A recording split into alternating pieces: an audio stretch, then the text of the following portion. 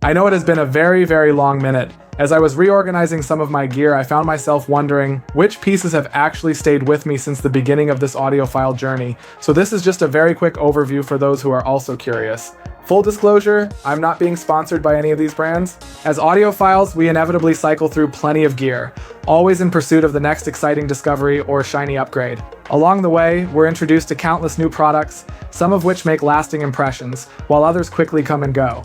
Yet, amidst all this turnover, there are certain components that become irreplaceable, pieces we simply can't let go. I'd like to share the top 10 products that have remained in my system for at least 5 years or more. My journey into high fidelity began with home theater, but music has been a daily companion for as long as I can remember. It was simply part of our household. Although I've considered myself both an audiophile and videophile since my teenage years, it wasn't until 10 years ago that I started audio bacon. One piece of gear I've kept since those early days is the Abyss AB1266 headphones, which served as my gateway into truly high-end sound.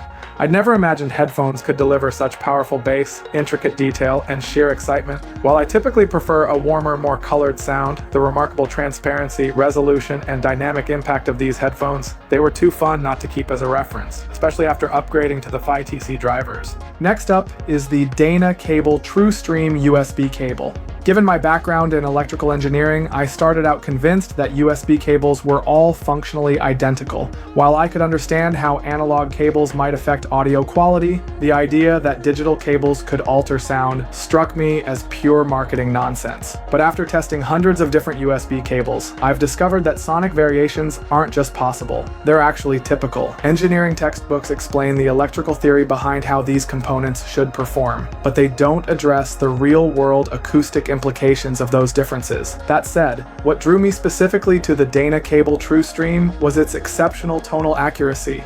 While some might find its presentation a bit thinner or lighter in the low end, I highly value authenticity in tonal color, which is why this cable has remained a staple in my system from the very beginning. This might come as a surprise to many, but I recently sold my Chord Electronics Dave and Hugo M scaler, opting instead to keep the TT2 and the Q-Test. Most would agree the Q-Test offers exceptional value, yet the TT2 clearly surpasses it in overall sound quality. My decision ultimately came down to noticing that, despite the Dave's unmatched transparency, depth, and resolution, I consistently gravitated toward the TT2 for most of my listening sessions. In fact, there was a period when the Dave sat unused in storage for months. While the Dave is undoubtedly more refined, I found myself preferring the TT2's warmer, more romantic presentation. The power cable I'm currently using is the Signature series from Snake River Audio. I've found it delivers the most accurate tonal color and timbre I've experienced from any power cord so far.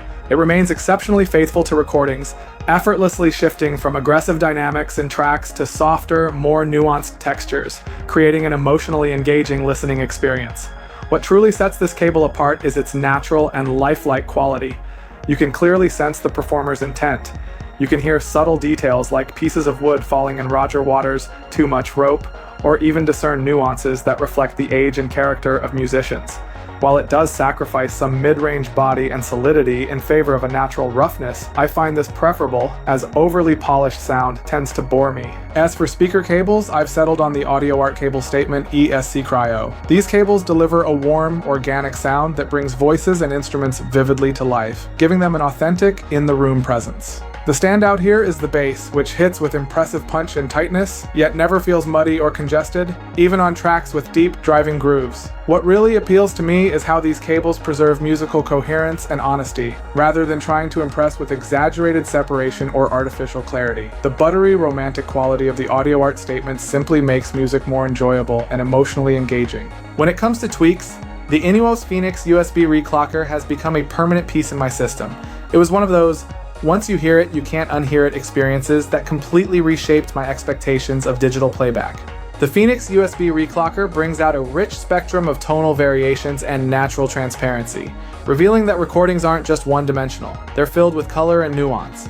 Bass takes on a new level of authority, gaining weight, texture, and impact. In fact, I had to double-check that my subwoofer wasn't off when I removed it from the chain. Vocals also become noticeably more grounded and emotionally resonant, with artists like Lana Del Rey and Adele sounding more confident and intimately present rather than airy or detached.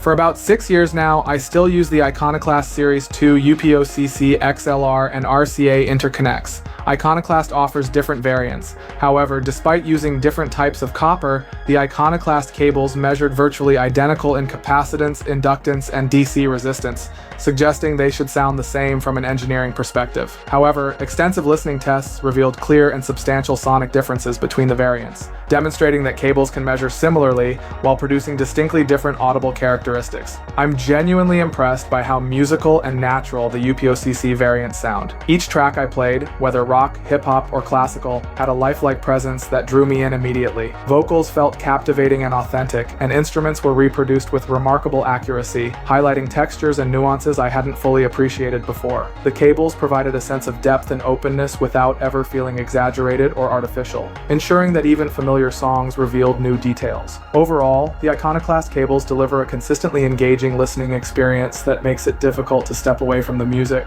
The Danacable Lazuli reference has been my go-to headphone cable for as long as I can remember, featuring double the copper content of the standard Lazuli, and optional Furatech connectors as a custom upgrade. These cables have consistently enhanced the tonal richness and naturalness of every headphone I've paired them with, though the main drawback is their price point, often matching or exceeding the cost of the headphones themselves. Since standard length cables come with a 30-day money-back guarantee, they're worth trying risk-free. The LSA-10 statement monitors are one of the rare components I purchased after hearing them firsthand at Xpona, and I've had zero regrets since. I was impressed by them in 2019, and that admiration has only deepened over time. Their ability to handle complex musical passages with both clarity and weight is exceptional, rendering instruments and vocals with a warm, full-bodied presence that feels incredibly lifelike. Whether it's vibrant Cuban rhythms or nuanced live jazz, these monitors consistently deliver punchy dynamics, rich tonality, and an immersive sense of space. The bass in particular hits with authority while maintaining detail and nuance, rounding out a sound that's balanced, natural, and endlessly engaging.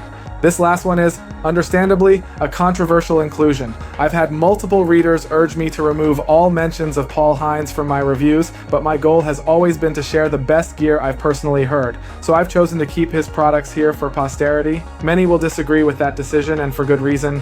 I myself lost thousands of dollars on a custom build that was never delivered.